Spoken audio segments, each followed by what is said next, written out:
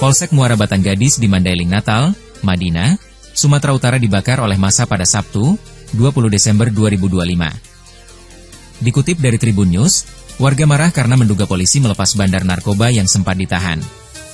Video yang beredar di media sosial memperlihatkan sebuah mobil polisi juga digulingkan. Suasana semakin mencekam ketika api berkobar di depan gedung Polsek. Kapolres Mandailing Natal, AKBP Arisofandi Palo mengatakan peristiwa itu dipicu kesalahpahaman.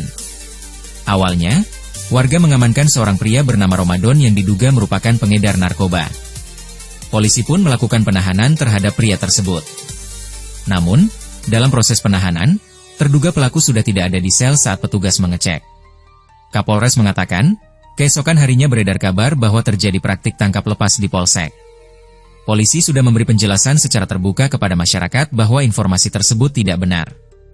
Namun, warga sudah telanjur marah hingga akhirnya melakukan pembakaran terhadap Polsek Muara Batanggadis.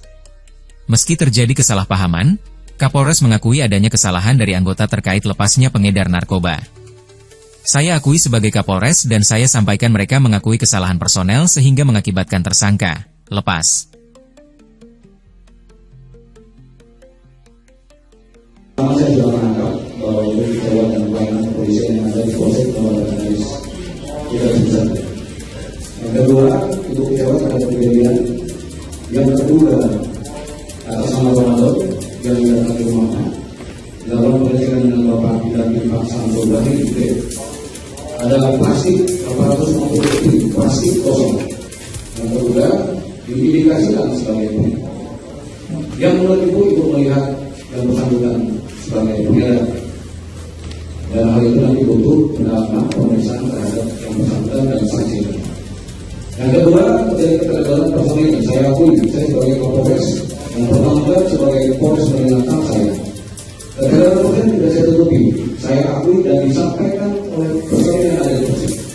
Mereka mengakui kesalahan personil sehingga mengakibatkan tersangka ataupun yang diduga pengedar melarikan diri. Pertama dari Kapolsek saat ini dan bergabung dengan dari Polri, bergabung dengan dari anggota. Dalam kita upayakan perintah Kapolri untuk melaksanakan penanganan.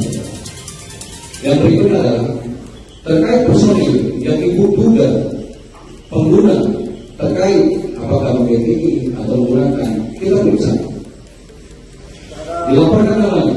Sampai sekarang satu orang personil pun tidak ada yang tidak saya periksa. Kalau dari catatan ada sini kasih propam saya Bapak Rizky.